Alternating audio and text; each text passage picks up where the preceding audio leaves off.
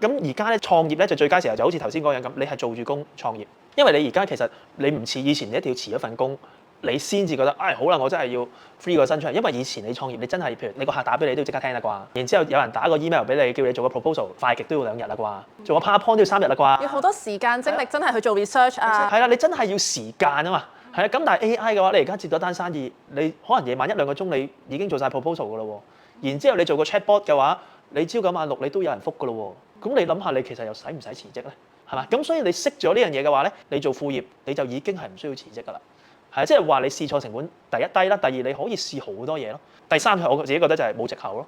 係啊，係咪先？你以前就係我話要辭職啊，係啦，但係而家你唔使辭職㗎咯喎。你有心做嘅話，你自己寫個 app 仔，你咪試下好似我咁，我寫俾個小朋友讀書 app 咁樣。如果我唔係 run 緊咁大間公司嘅話，好多人係同我講喂，Dicky 你不如幫我寫埋啦。